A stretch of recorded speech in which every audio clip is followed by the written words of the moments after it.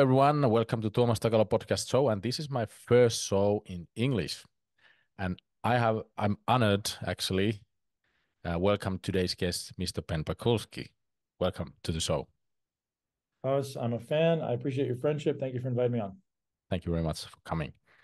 And how's your life? How's everything going? Business, coaching, family My life? life is yeah. So man, I think some things in my life are the best they've ever been, and some things in my life are very challenging. I think that's the way of the world.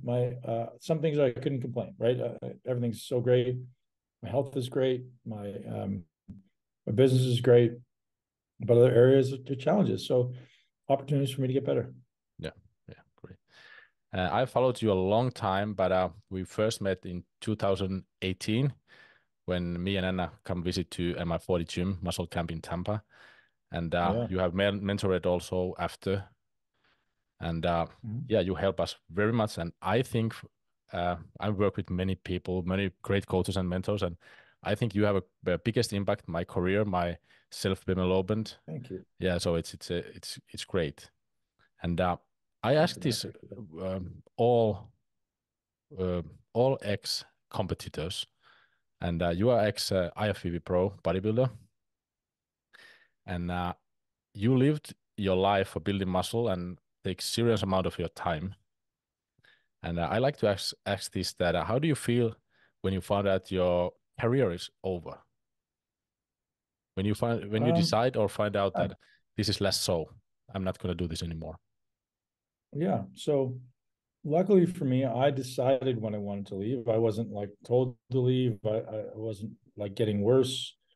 I just said, you know, what's done for me. And the thing, Thomas, and you'll appreciate this, the thing that changed it for me. So in 2010, 2011, 2012, I was getting better very fast. And I was on my way to being one of the best in the world. And then my son was born on January 4th, 2012. And it changed the way I looked at my life. It changed what I value, because I went from being someone who just had to worry about himself and just had to worry about how I could be a better bodybuilder to now having to think about this little human, this little angel, my son. And then I was like, oh, I can keep going. So I competed in 2013 and I did very well. I think Arnold Classic got second, getting ready for Olympia. And then my daughter was born. I was like, oh, well, as soon as my second child was born, I was like, there's no way I can be the same person anymore. I don't value things the same way. I want to be an amazing dad. I want to be an amazing leader. I want to be an amazing man. But I couldn't care less if I have big biceps anymore. Like, I still want to look great. I still want to feel great. But it just changed my value structure. So now, like, that 5 hours a day that I was spending at home in the gym, I was like, well, why wouldn't I spend this at home with my children? And so it shifted for me. And so even though I still competed for 3 years after my daughter was born, I was doing one show a year, and I was like, my heart wasn't in it anymore, man. Like, I couldn't get better. I just was like, I didn't want to be there. I'd be at the gym thinking about, like, I wish I was home playing with my kids. Yeah. So to leave for me was great. I was like, it made my life better, because I was like, now I can put all this time into my family, or all this time into making money for my family and creating a better life, right? So even though you could do that as a bodybuilder, it's just so much time and so much sacrifice, and I just didn't want to do it anymore. I was like, I'd rather just build my own business, spend the time I have at home with my family. So like, I have no regrets, man. I'm so happy with the way it ended. Yeah. I just get to spend more time with my kids and my partner. Yeah, that sounds great. That sounds great. Because you decided yourself that you're going to quit. Yeah. Any other way? Maybe if you have injured or something, the answer would be totally different, of course. Yeah, exactly. Or your health, man. A lot of bodybuilders lose their health, right? Yeah. And obviously, I think I did some damage to my health, but now I'm very blessed that I kind of hopefully know what to do to correct it. Yeah, great. And you're a very successful coach, and you have several businesses. You coach coaches, you have certification, you have online coaching and gym. And do you still like work with physique athletes? Sometimes I do, but the thing you realize, Thomas, working with physique athletes, is it takes a lot of time. So like, if someone's getting ready for a contest, it's so much time. Like, anything I do, I want to be the best at it. I want to win. So someone getting ready for a contest takes so much more time than say an executive or an entrepreneur who's just like, hey man, I just want to get in great shape. So for me, it doesn't make a huge amount of sense for me to work with athletes anymore. Like certainly bodybuilders, I still work with professional athletes, people that are retired, but I don't work with a lot of bodybuilders anymore just because of time. And I love training bodybuilders in the gym because like I can make such a difference for a bodybuilder in the gym, because most bodybuilders, as you know, aren't super effective in the way they train, and we can make it so much better. But when you talk about like the value exchange, like how much time it takes for how much I'm getting paid in return, I'm like, man, it doesn't make sense. I can do all these, I can help so many other people in that same amount of time. So I don't spend a lot of time doing it. Yeah. Do you still find it's like hard the the old school bodybuilding culture to change the way they train and think? In Finland also it's we have still like tons of coaches who just like train hard. Here's the nutrition plan. I made you a new plan in 3 to 4 months or whatever, and they don't like. Right. It's not going to change easily. Well, I'll say the last bodybuilder I trained is now Mr. Olympia. You got the Mr. Derek Lunsford. You got the Mr. Olympia this year, which is great. And so the thing that I insist on, like, and this is why Derek was successful with me, and obviously he's very successful after we worked together, but I said, man, if you're going to work with me, you're going to listen to 100% of what I say or we're done. And so I was like, the only way I'm going to help you is if you do exactly what I tell you to do. He's like, I'm in. And so I respected that a lot. And I mean, a lot of bodybuilders like, oh, they're half in, half out. I'm not about that, man. If you're going to listen to what I tell you to do and you trust me, you're going to do really well. And if you don't, that's okay. So my kind of exchange with bodybuilders is like, I'll help you, man. But like, you're going to do exactly what I tell you. And not very many people are willing to be that humble. And ultimately that put that level of trust into anybody. So like at the end of the day, I'm like, it's not worth my time. And I think listen, we're changing the trajectory of bodybuilders, right? There's a lot of bodybuilders out there who will always train like mindless monkeys, because that's what's worked for them up to this point. But to get to the highest level in the world, then you're going to have to change, right? And that's ultimately how I changed. Like I got to a certain level and I was big, but then I started getting hurt. And I was like, man, all my weak body parts are not growing. I got more injuries. I almost retired because I was like, I don't think I can do it. And then I was lucky enough to have a mentor that came along and said, hold on, why don't you try this? And it just blew my mind. And I was like, well, everyone needs to hear about this. Everyone needs to know about this. Unfortunately, my mentor passed away in 2012. He was in a motorcycle accident. But I'm so blessed to have met him and spent 5 years of my life with him. And everything in my life I owe to him. And if he was still alive, he would be the one doing exactly what I do. I feel like a big part of my mission is like, I have to share his legacy. I have to continue his legacy. He's just he's a way better teacher than me. He had an incredible physique, like just an incredible man. And I'm very blessed to have met him. So I feel very honored every day to continue to pass his legacy on. Yeah. Okay, great. And and also I noticed that there's just so much big egos. It's so hard. That's the one part. Why is that so hard? Because I don't know why they hire a coach if they already know what to do. So the thing with me is like, because I was bigger than all of them and better than all of them, I usually listen, right? Yeah, but if they're not going to listen to somebody who's not, oh, you're not as big as me. I'm like, okay. Yeah. Well, I mean, I was 293 pounds the day before I stepped on stage. Like I was very big, and it wasn't always my best. It was like I got to the biggest guy on stage, and it wasn't necessarily when I won. So you learn quickly to like, hey, it's about how great you look, not just how big you are. Yeah, right. What is the most common thing that you face with your clients not to get result or living the life they would like to live? Is it more like optimizing all areas, or do you have some specific thing in mind that is like the most common thing why they're not getting results? Well, one thing I say often, Thomas, is most people aren't fit enough to transform. Like, so in your community, people who are coming in, they're athletes, they're fit, they're bodybuilders, they're probably fit enough to transform. But when guys are older or women are older, sometimes they're just not able to work hard, right? And as soon as they start trying to work hard, they get injured. So the first thing I want to do is I've created a process, like what I call a 3-step process or a 3-phase process. And so if you go through phase 1 and you learn the basics of phase 1 and you actually master the basics of phase 1, what you really do is you accelerate your ability to get results. So phase one is about learning how to move. It's about learning how to recover. It's about learning how to sleep, learning how to improve your digestion and your gut health, and like the basic foundational things that a human being needs to be successful. So I've checked all. Once we've gone through phase one, you've checked all those boxes, and if you can go through phase one, now you're ready to accelerate your results. Going into phase two is really where people's results start to accelerate. But I won't work with someone unless they've gone through phase one. I'm actually going to be launching this program really, really soon. It's just called phase one, man. Everyone needs to go through this phase to learn how to move, to learn how to recover, to learn how to optimize sleep, to learn how to optimize digestion, aerobic fitness, the basic things that a human being needs to thrive. Think of it in terms of like a general preparatory phase.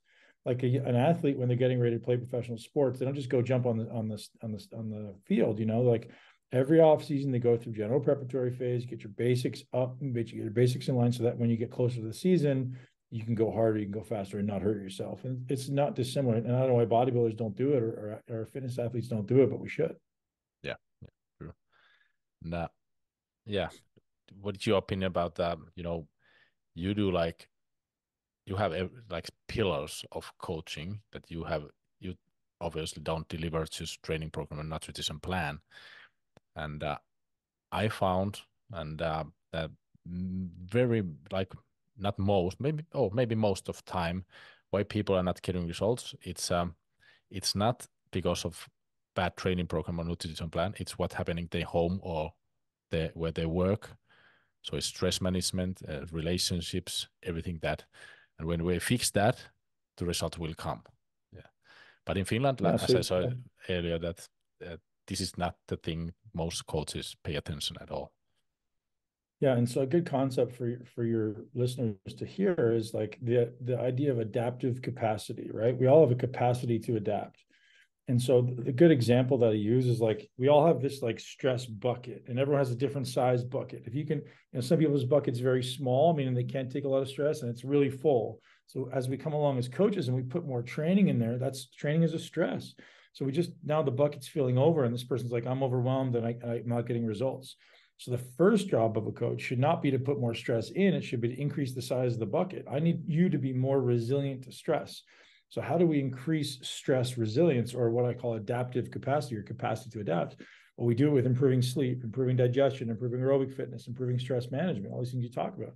And so that's phase one, man. It's like, I need to make your bucket bigger so that then I can put more stress in, because a really good athlete has the ability to withstand all the stress and adapt really quickly, right? So the ideal circumstance is if we train really hard today, you should be adapted in 72 hours. But some people, one, they don't have the ability to train hard. And if they did, they would take 3 weeks to recover, or at least a week. And that's just too much time. So the first phase is literally just about improving your adaptive capacity. You can think of it in terms of you're improving the health of your body, you're improving the health of your nervous system, the health of your cells, the health of your brain. And then, okay, now we can put more stress through the system. Yeah, that's the one thing many people lack. And of course, it depends on person. If you are in the coaching relationship, some people are not that open. They don't talk very much, and then it's very difficult to coach them. So, Yep. and Yeah, but so if someone's not willing to change their relationships, like some people, like, listen, they're stressed out. They got a stressful job. They got a stressful relationship.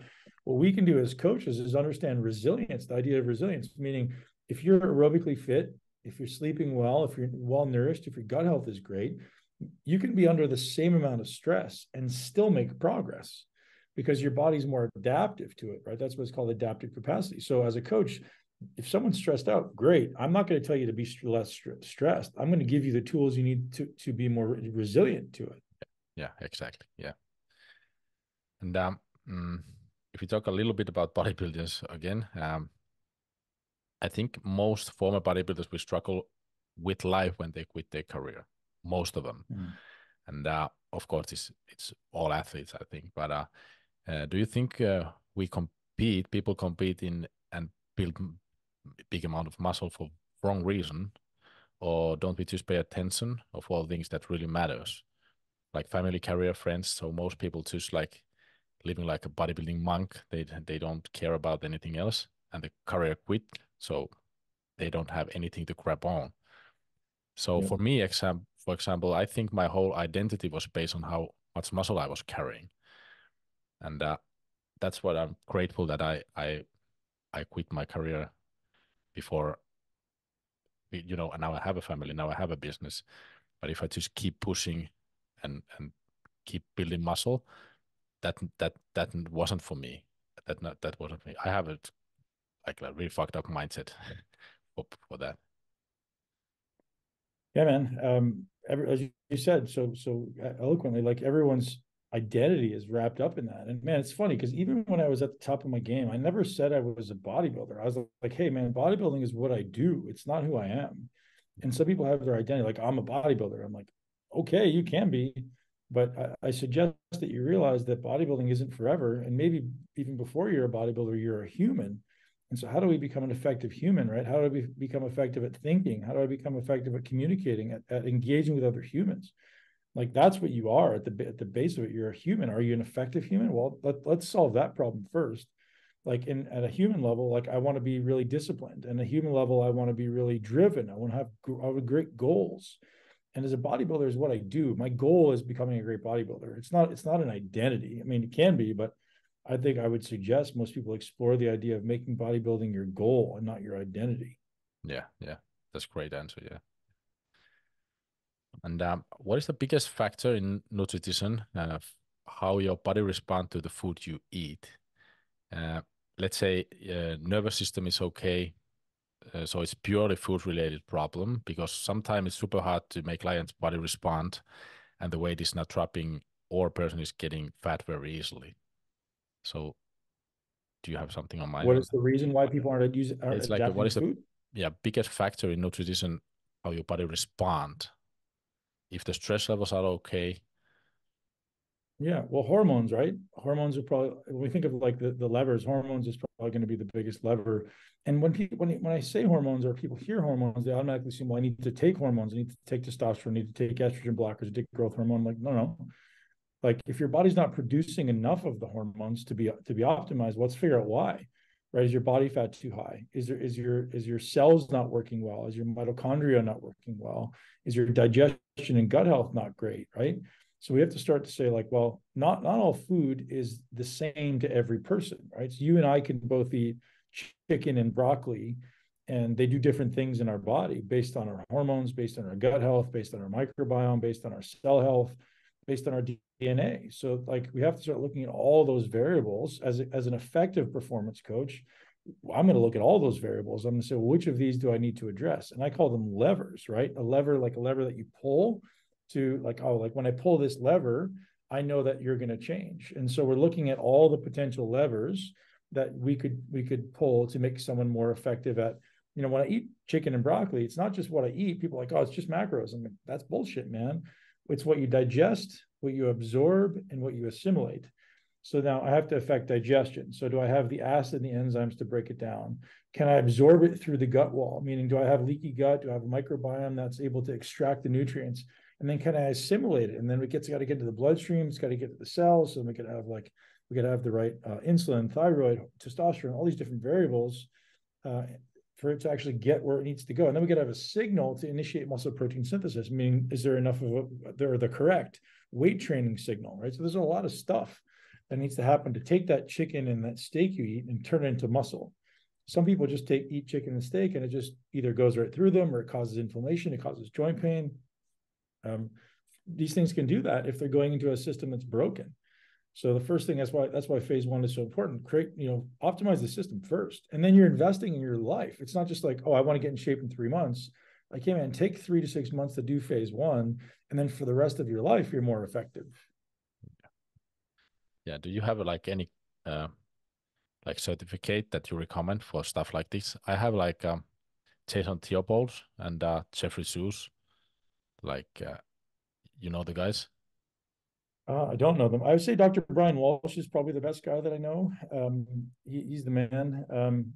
We're building it into ours. So I'm building out a 40-week mentorship for performance coaches. Cause and if you don't know how to do this stuff, you're not successful. So we've got a certification now, which is like an in-gym certification. You know, it's obviously evolved a lot since you first came over in 2018, but still based on similar concepts.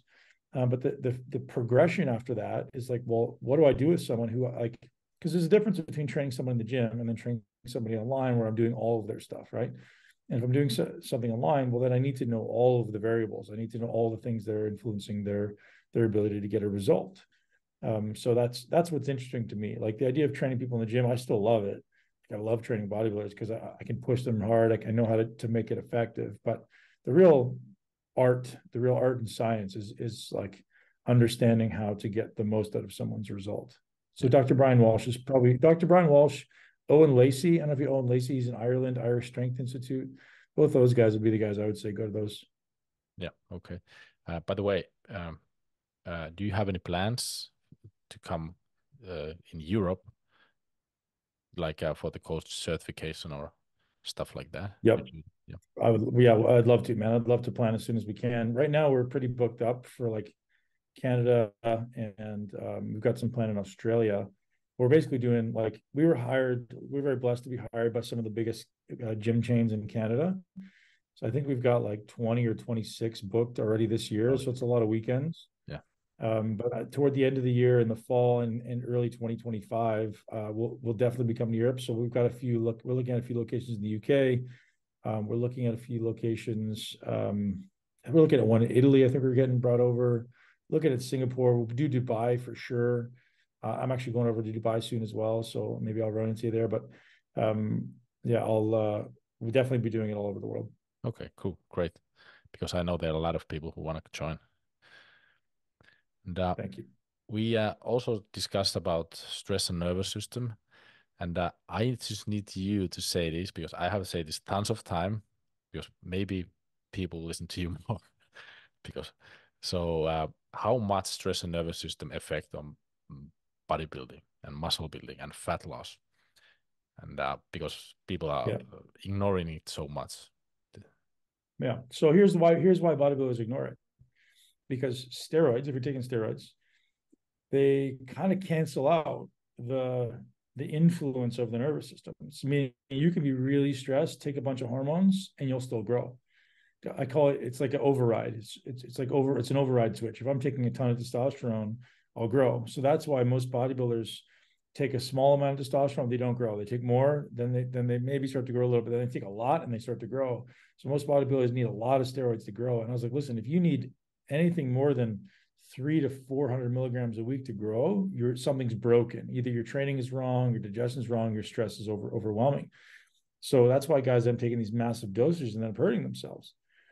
So the nervous system is just massive. And a simple way to think about this, Thomas, is we have two branches of the autonomic nervous system, right? We have the sympathetic and the parasympathetic.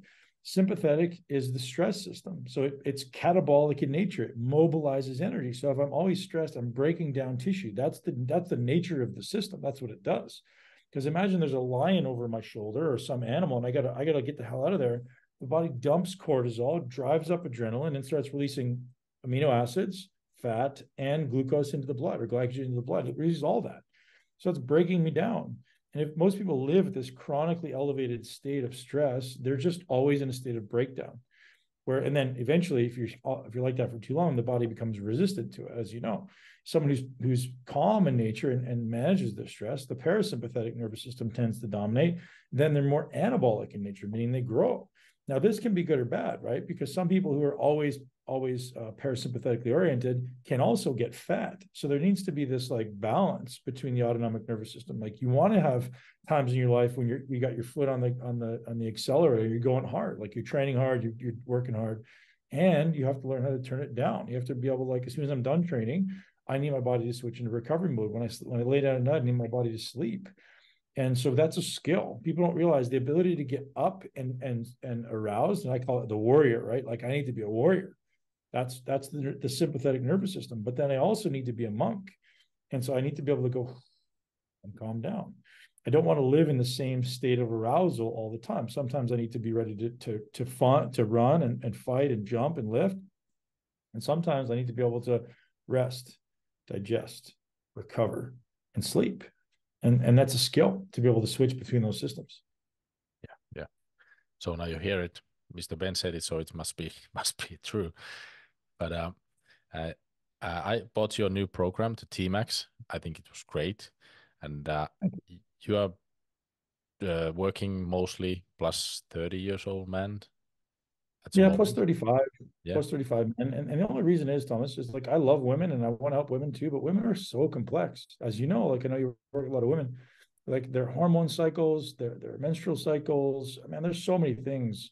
So I just decided to simplify my business and like we just work with men because like there's a lot of men out there who need support too. Yeah, that's true. And there's also like a rumor that you can't raise your natural testosterone level if they drop. So the effect you can do is minimum. And I know you have, yeah, that's what I'm talking Yeah, about. man, I've seen clients go from 300 to 650. I've seen a client go from 300 to 1,000. But are you willing to do what it takes? Listen, not everyone can go to 1,000. Not everyone wants to go to 1,000. And even if you were 1,000, it doesn't necessarily mean you feel very different. But the goal is like, what are all the things I can do that are scientifically validated that actually make a big difference? The first one you need to do is you need to lose your body fat, right? Drop, not you, but like the average person, like drop body fat. If you're over 12% body fat, your body fat is negatively affecting your testosterone levels. Second is like cellular health. Are your cells actually working well, right? And that could be affected by toxins. That could be affected by micronutrient deficiencies. So like address that stuff. Make sure you're exercising intelligently, not overstressing yourself. You know, stress and cortisol. As stress and cortisol go up, testosterone goes down. So like, okay, well then I need to fix my stress levels, right? I need to make sure I'm sleeping really well. All the just like basic stuff that has really big influence and impact. Yeah, but that's like a, I don't know what's that rumor came from. Maybe because people don't know what to do to raise the Well, I have level. an idea where it came from. I have an idea where it came from. So when you take testosterone as a man, if I take testosterone, my body stops producing its own testosterone. If you take testosterone long enough, your body won't produce any testosterone at all. Your body literally stops. The cells basically die. And so then if I go, oh, I'm going to stop taking testosterone and I'm going to try to take these testosterone boosters or not, or like train and drop body fat, your body's like, nope, not going to happen. Even if you take HCG, Clomid, your body, your testicles go, nope, I'm done, man. I can't produce anymore. So then those type of people go, oh, it's not even possible to bump it up because your testicles are broken. Like, so for me, having taken testosterone for over 20 years now, like my testicles don't produce any more testosterone. So I have to take about 160 milligrams a week to keep my levels baseline. And that's just from dumb shit I did as a bodybuilder. Like, there's no way around it. That's kind of my life, but that I didn't know back then, which is why I'm doing what I do now, is because young bodybuilders, even if you're taking testosterone, can still keep your natural production working by taking things like HCG, HMG, and clomiphene, which is a very type of clomid. But the guys should know how to do that and be able to maintain your testosterone levels while, even if you're on testosterone, you can still maintain your natural levels. Yeah, that's true. That's true. And about the testosterone levels, do you find any like a specific supplement that is like most effective or supplement combos to do? Which, because It there are a lot seems of, like there's a lot of stuff. It seems like Tongkat Ali works well. Fedosia agrestis can work as well, but it's also very toxic on the liver, so I don't suggest that for most people. So Tongkat Ali can work. Boron and zinc. So boron, zinc, and magnesium. Boron, zinc, magnesium, and selenium. There's 4 minerals that if you're deficient in those, your testosterone won't be up. So people say, well, there's no data on that. Well, there is data. If it's low, your testosterone will be low. So there's no data that says those things will put your testosterone up. But if your testosterone is low, then being deficient in those things can be a cause. So first thing is like do all the basic things that make sure your testosterone is not going to be deficient. And then as far as bumping it up, yeah, the things I see that seem to work, Tongkat Ali works, Shilajit works for some people. There's something called pine pollen that works it works actually really well, really short term. It works for like if I were to bump my testosterone today, pine pollen seems to work. I think that's it. There may be some things I'm missing that come to mind. Obviously, vitamin D levels play a huge role in testosterone. So in my document, Max T, like I spent a lot of time writing that damn thing. It's probably hundreds of pages of content. I don't know how much actually made it into the program, how much, because like we don't always put everything out at the same time. But it's a lot of content. I wrote it all myself. I have a functional medicine guy on my team who helped write it, did all the research. We interviewed all the best guys in the world, and tried to put all the best content in there for us. Yeah. The team is great. I checked the materials and you have like experts, like tons of experts there. Yeah. So you and I have both noticed that it's like more of lack of discipline when people don't get results or can't even start the project of changing their life or better habits or whatever. And there are also like limiting factors and fear. And I remember you spoke about this stuff at some podcast, and I have myself done like the inner child exercise. Do you know? Well, yeah. And Yep, very much. because Yep. it helps me a lot, and I think Yep. it would help a lot of people also. And have you done this exercise, and do you find them valuable? And do you do also this Yeah. in your coaching? So I don't do the inner child stuff in my coaching, but I have people in my coaching circle who, like, if someone's struggling with some previous trauma, that I just refer out to them, because I'm not an expert, man. Like, Yeah. I love to study psychology, and I do a lot for myself, but you know, when you start getting into people's psychology, what I realize is, like, as much as I love to study it and learn it, like, I'd much rather just send it to someone who's an expert. But really, the idea behind the child therapy, at least my experiences with it, it's like, what can I do to have a conversation with that, you know, for me, it was my 7-year-old self. Most people, interestingly, it's around that 7-year-old timeline.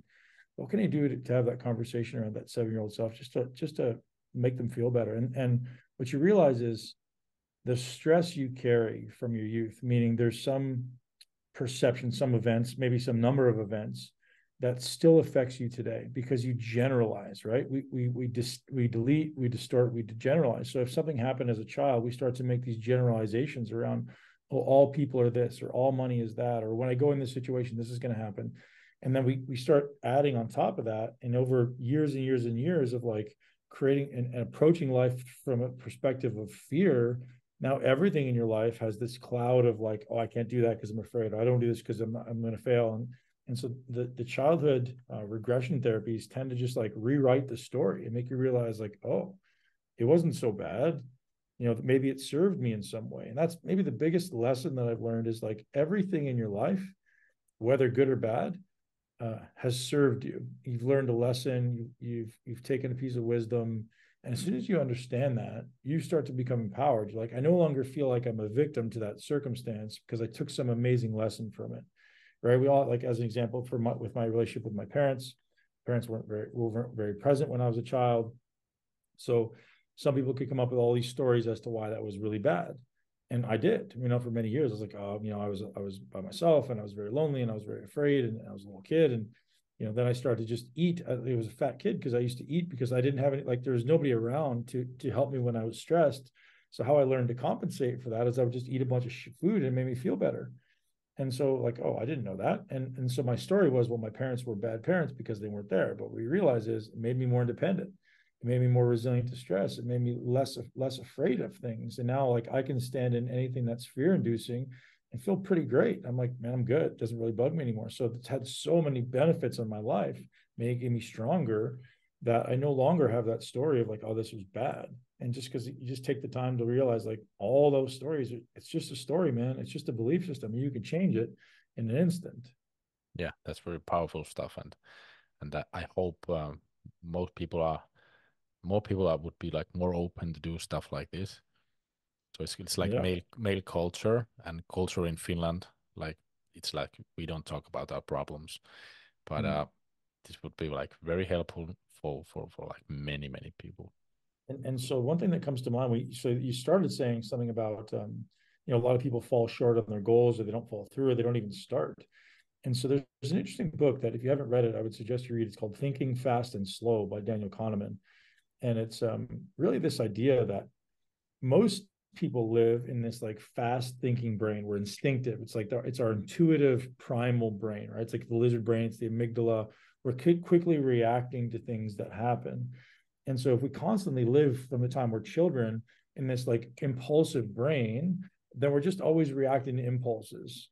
And if we can train ourselves to suppress our desire to act on impulses and actually move back to like the long thinking brain, where I'm thinking about goals, I'm delaying gratification, I'm putting things off, all of a sudden I become more strategic in my life and less impulsive.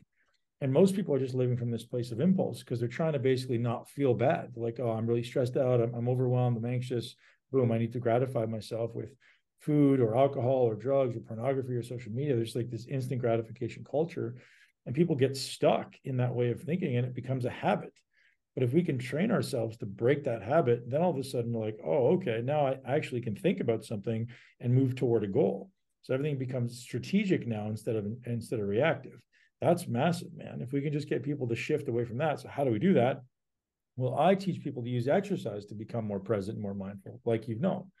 So like if you come and train with us, it's not just like mindless monkey throwing weight from here to here. It's like, hey, slow down, become present, feel the muscle, become present in your body. You're literally becoming present in the moment rather than thinking about the future and the past. And then that transfers into your life. That transfers into the ability to be more intentional and be more mindful in your life. Also, like stress lives in the past or future. It's not living in this moment. Yep. So yeah, Right. yeah, Exactly. Yep. And, do you find hard to find balance of being like a business owner, coach, and father, and like giving a time to your family and business? Like, are you facing a big battle and struggle as I am? If I'm working a lot, I'm immediately thinking I'm a bad father, and reverse. So do you have some problem or Yes. yeah? But well, so balance is not a real thing. There's no such thing as balance. The thing that we make decisions on is based on values. And so my encouragement to you is like, if you don't already know what you value, you determine what you value, and you determine your life based on that. For example, if my children walked in the room right now in the middle of a live podcast, I would stop. I would talk to my children. I would tell them to come and sit on my lap. I'd be like, hey, tell me what's going on. And I don't care who I'm talking to. I don't care if you get mad at me. I'm like, my highest value is my children. And they need to know that by my actions, not just by my words. So if they walk in the room right now and I don't give them my attention, did I tell them or did I show them that they're truly my highest value? No. So that means I'm not living in alignment with my highest values. So what I will always do is always just like try to dedicate my time to the things that I value most. Now, that being said, we're business owners and sometimes people place demands on us, but what I always try to do, and it's not always possible, but I do my best. So I have about 10 to 12 clients that I always work with, and we have a schedule and we talk to them at the same time.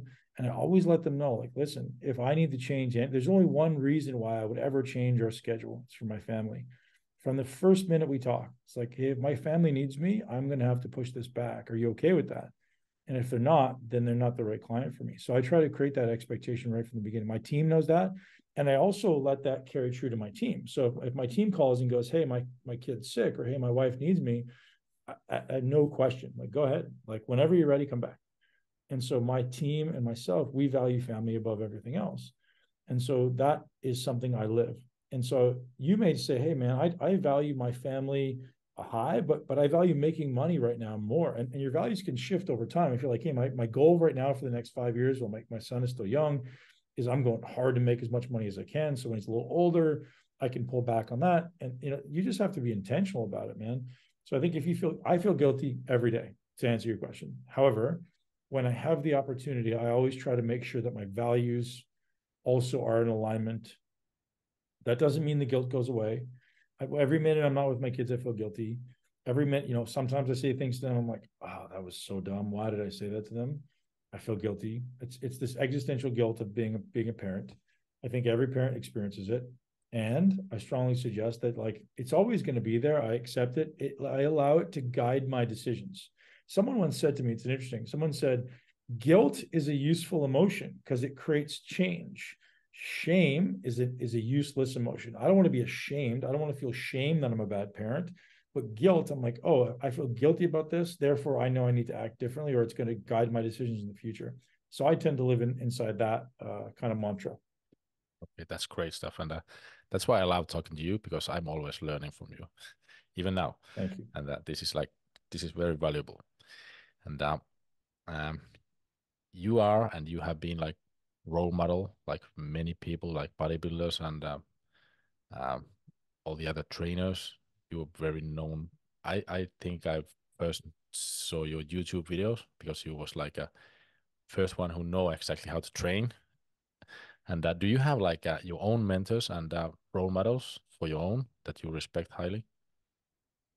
I have a constant I'm constantly exposed to guys and ladies that inspire me.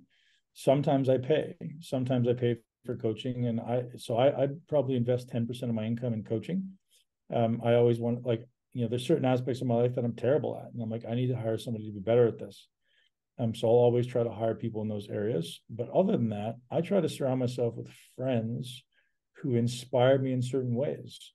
So I have certain friends that are just incredible fathers. I have certain friends that are incredible business people. I have certain friends that are incredible athletes. I have certain friends that are deep thinkers, and all the different things that I value. And so I have friends who are, I don't know, just like fun friends, right? And so we all have these, like, I just have an incredible network of friends that I try to provide something of value to their life, and they provide a lot of value to my life. And so I think I get mentorship through them indirectly, right? Just by being around these great men. Then the question is, well, how do I have these great men in my life? Well, I always try to be a great man as well, because these great men won't surround themselves with people who aren't also great men. So I always try to live up to their level of expectations, their level of standard, and that forces me to get better, right? So to answer your question, I always have coaches, usually 2 to 3 coaches. Like I'll have a business coach, I'll have a life coach, and I'll have a relationship coach, usually some version of that. Okay. And then on top of that, I have just incredible friends that I spend time with, and I ask them questions. And I like, if I'm not good at something, I'm like, hey, here's an example. All of the stuff going on in the world right now, the craziness going on in the world right now. I don't know how to think about it, man. I'm like, I don't know how to look at, the financial circumstance in the world, the wars going on in the world right now, the countries potentially not being financially viable in the next 7 years. Like, I'm like, I don't know how to think about this. So I have a guy in my life, and I call him. I'm like, hey man, what should I think about? And he's like, stop thinking about this, focus on this. And I was like, got it, trust you. And I trust him completely. Yeah. And so you got to have people in your life who you look up to, you respect, and you trust. Yeah. Yeah. Right. And last question. What is your legacy? What is the thing you want to be remembered as?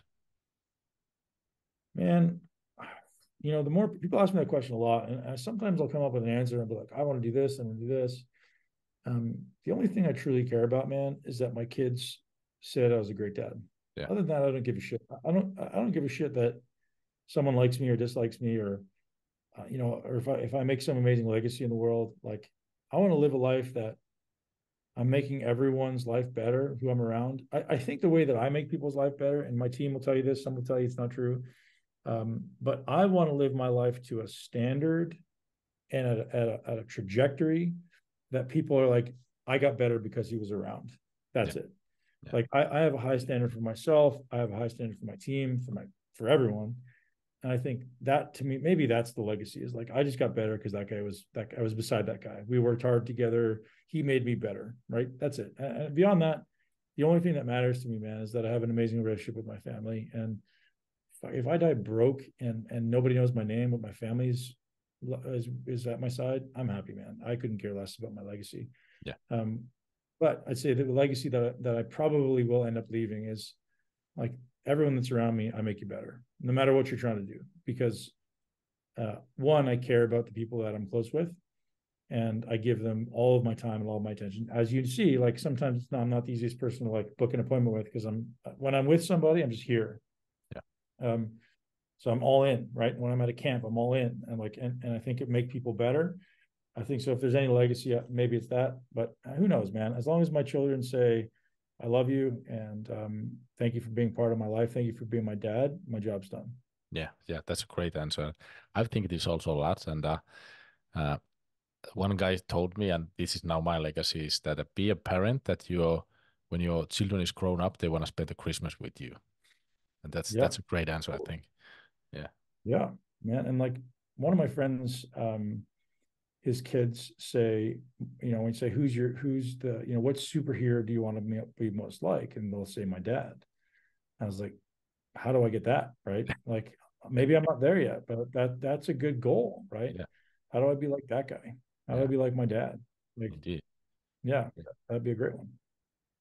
Thank you, Ben, so much for joining my podcast, and we'll keep in touch and have a great week, and stay healthy. And thank you again, and maybe we see this year or next when we come next time to stage with our son also. Thank you, man. I look forward to seeing you again soon. Thank you. Take care.